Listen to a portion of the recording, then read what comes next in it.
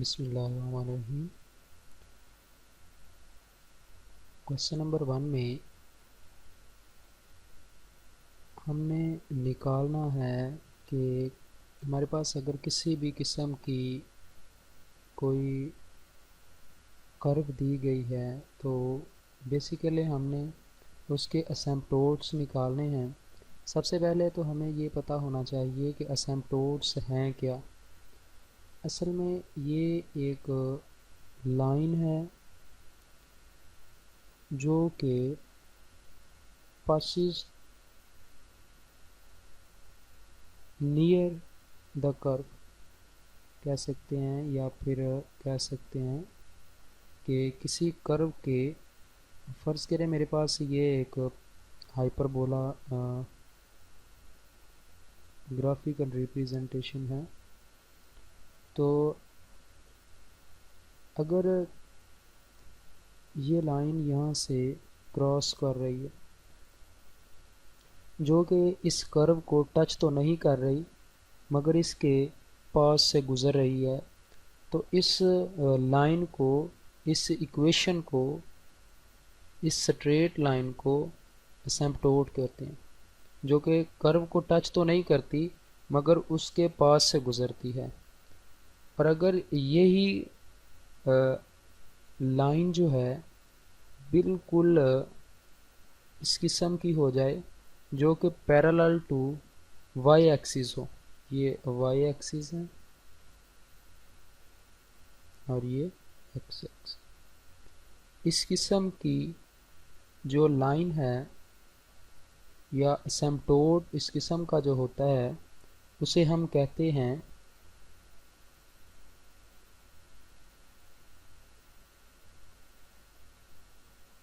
Parallel to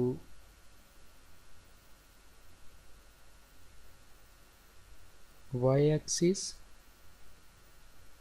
इसको हम कहते हैं कि ये असिम्प्टोट जो है वो पैरेलल टू वाई एक्सिस। दूसरे अल्फाज में हम ये भी कह सकते हैं कि ये असिम्प्टोट जो है वर्टिकल ऑन एक्स एक्सिस है, पैरेलल टू वाई एक्सिस है और वर्टिकल टू एक्स एक्सिस है। कि एक्स एक्सिस के ऊपर ये वर्टिकल है तो ये वर्टिकल टू एक्स एक्सिस असिम्प्टोट है। और अगर हम कोई असिम्प्टोट यहाँ पे लेते हैं, कोई स्ट्रेट लाइन है या असिम्प्टोट है, तो जो कि इस लाइन को टच, इस कर्व को टच नहीं करता, तो ये पैरेलल टू एक्स एक्सिस होगा, parallel to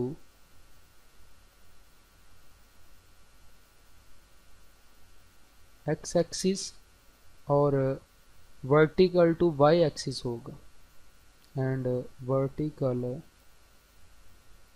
to y axis. और ये असिम्प्टोट जो ना तो हॉरिजेंटल हो और ना वर्टिकल हो, इस किस्म के असिम्प्टोट को हम ओब्लीक असिम्प्टोट या फिर इंक्लाइंड असिम्प्टोट भी कह सकते हैं। ऐसा असिम्प्टोट जो कि ना तो हॉरिजेंटल हो और ना वर्टिकल, उस किस्म के असिम्प्टोट को हम इंक्लाइंड असिम्प्टोट कहते हैं। ये बेसिक इसका कंसेप्ट है इस एक्सरसाइज का कि हमने असल में इस टोटल एक्सरसाइज, सारी की सारी एक्सरसाइज में हमने निकालना क्या है। इस सारी की सारी एक्सरसाइज में हमने कर्व्स के असिम्प्टोट्स निकालने हैं। उसके बाद मैं एक और बात बताता चलूँ कि इस एक्सरसाइज के दो पोर्शन हैं। पहला पोर्शन जो है उसमें हम पढ़ेंगे रेक्टेंगुलर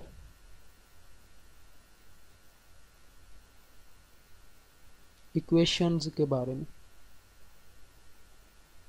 रेक्टेंगुलर इक्वेशंस से असिम्प्टोट्स निकालने का तरीका।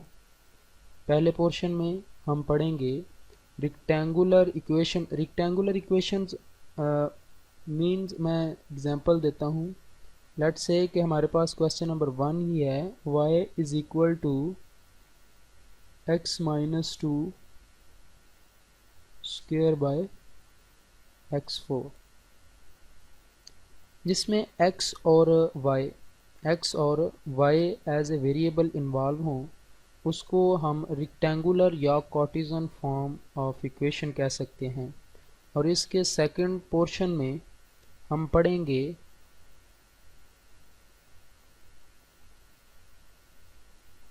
पोलर इक्वेशंस के लिए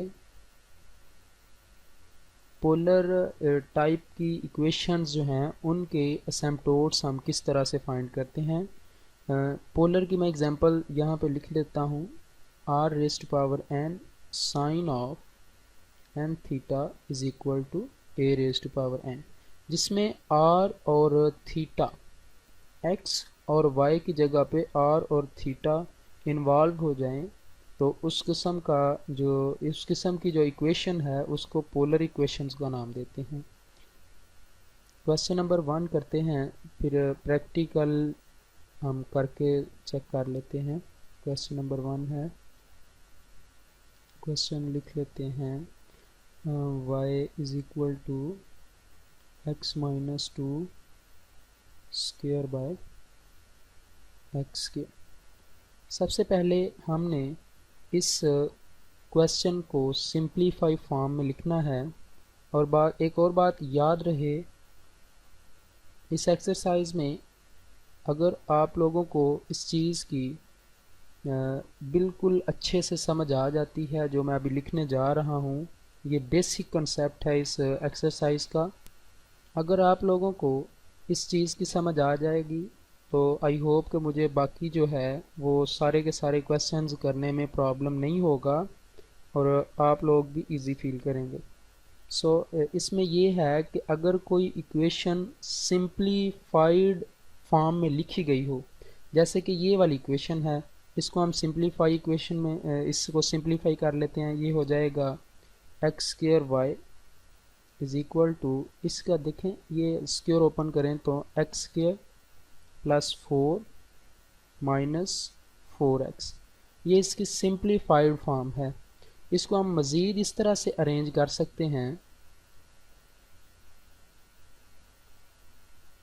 x square y minus x square plus 4x minus 4 is equal to 0।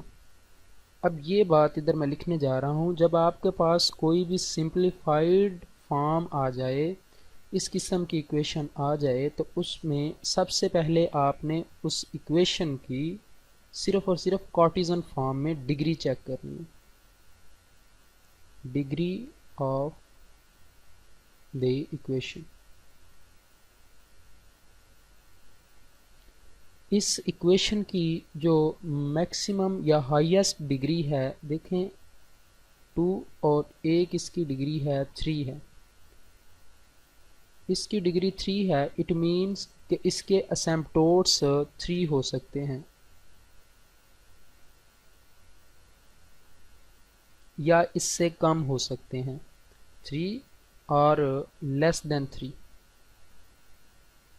3 हो सकते हैं या फिर 3 से कम हो सकते हैं, इससे ज़्यादा नहीं हो सकते। निकाल लेते हैं इसके असिम्प्टोट्स और देखिएगा असिम्प्टोट्स निकालने का तरीका। सबसे पहले हमने हॉरिजेंटल असिम्प्टोट्स निकालने हैं। हॉरिजेंटल असिम्प्टोट्स निकालेंगे, लेट्स, ये हमारे पास एक कर्व है, ये गिवन कर्व इस शेप में है, सपोजिशन है, ये इसके हॉरिजेंटल असिम्प्टोट्स मीन के ये पैरेलल टू एक्स एक्सिस होंगे। Horizontal asymptotes means parallel to x axis होंगे, तो ये इस किस्म के होंगे, ये इस किस्म के, ये हॉरिजेंटल होंगे, हॉरिजेंटल असिम्प्टोट्स होंगे, हॉरिजेंटल असिम्प्टोट्स होंगे, हॉरिजेंटल असिम्प्टोट्स होंगे, ठीक है, जो कि पैरेलल टू एक्स एक्सिस होंगे। और वर्टिकल असिम्प्टोट्स जो कि इस किस्म के।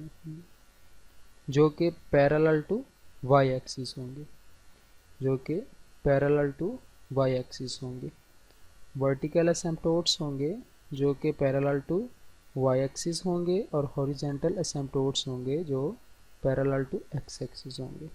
सबसे पहले जब हमने हॉरिजेंटल एसिम्पटोट्स निकालने हैं,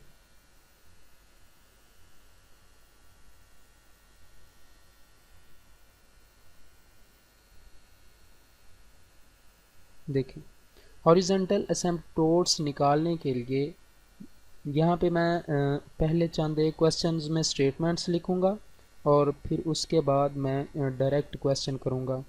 ये देखें, सबसे पहले जब हम हॉरिजेंटल एसिम्पटोट्स निकालेंगे तो इस इक्वेशन में जो x की हाईएस्ट डिग्री होगी उसको इक्वल टू ज़ीरो कर देंगे। इधर अगर मैं लिखूं तो इक्वेटिंग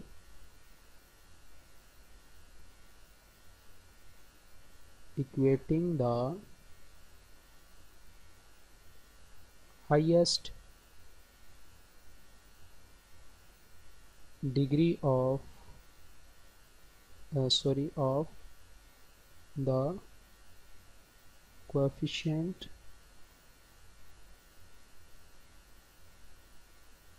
of x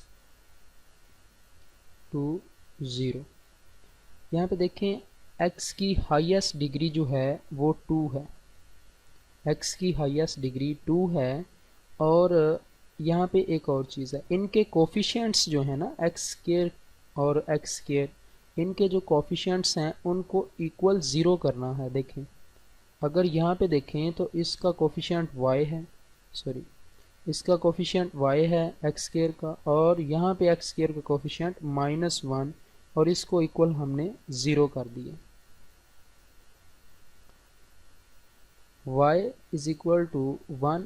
अब ये देखें, अब ये y is equal to 1, it means अगर हम इसको यहाँ पे सपोज़ हम इसको यहाँ पे ड्रा करते हैं, सपोज़ कि ये एक किस्म की कर्व है,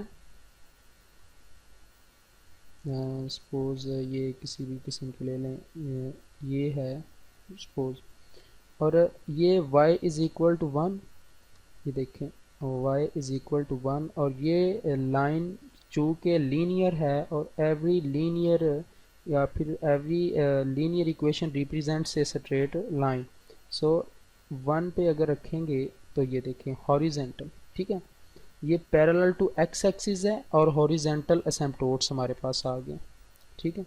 अब हम वर्टिकल एसिम्पटोट्स निकालने जा रहे हैं।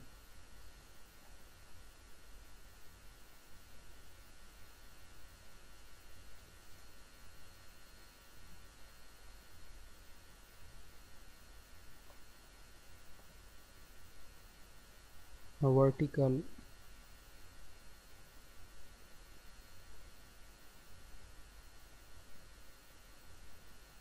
एसिम्पटोट्स, देखिए वर्टिकल एसिम्पटोट्स निकालने के लिए पहले हम इक्वेट हमने किया है हाईएस्ट डिग्री ऑफ एक्स को, तो हमारे पास हॉरिजेंटल आ गई थी एसिम्पटोट्स, ठीक है। अब हम वर्टिकल निकालना चाहते हैं तो हाईएस्ट डिग्री ऑफ y को हम इक्वल टू 0 करेंगे। Highest equating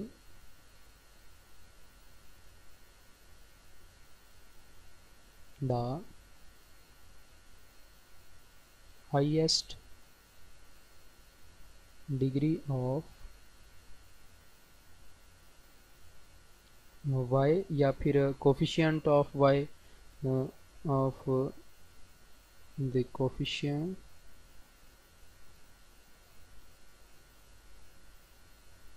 of y to 0। अब देखें ये जो इक्वेशन हमने पहले ड्राइव की है, अगर मैं आप लोगों को फिर से दोबारा से दिखा सकूँ तो ये देखें यहाँ पे y की जो हाईएस्ट डिग्री है वो 1 के इक्वल है, और इसका जो कोफिशिएंट है वो एक्स स्क्वायर है, इसमें और कोई भी y नहीं है, देखना इसमें और कोई y मौजूद ही नहीं है, ठीक है, इसकी y की और कोई y वाली टर्म मौजूद नहीं है, तो सो हमें एक्स स्क्वायर जो है वो इक्वल टू 0 करना पड़ेगा। इधर लिख लेते हैं वाई स्क्वायर, सॉरी y का जो कोफिशिएंट है वो x square is equal to 0। ठीक है, अब ये देखें, यहाँ पे मैं आप लोगों को एक बात बताना चाहता हूँ कि अगर y square is equal to 0 है, इट डज नॉट मीन कि एक ही असिम्प्टोट है। इसका मतलब ये है कि x is equal to 0 and second time x is equal to 0। और इसमें देखें, अगर ग्राफ ड्रा करें तो ये देखें, अगर इस किस्म की कोई कर्व है तो अगर ये लाइन यहाँ से पास कर रही है एक, और सेकंड वाली भी इसके ऊपर से ही पास कर रही है, इट मीन्स के both of these asymptotes are overlapping each other. Both of these asymptotes are overlapping, एक दूसरे के ऊपर से गुजर रहे हैं। तो ये ओवरलैपिंग असिम्प्टोट्स होंगे, दो ये वाले हैं और एक हमने y वाला या फिर कह सकते हैं हॉरिजेंटल असिम्प्टोट्स निकाला है। तो असल में क्योंकि हमारे क्वेश्चन के मुताबिक इसकी मैक्सिमम डिग्री 3 है, तो इसके असिम्प्टोट्स मैक्सिमम असिम्प्टोट्स 3 हो सकते हैं, जो कि हमने फाइंड आउट कर लिए।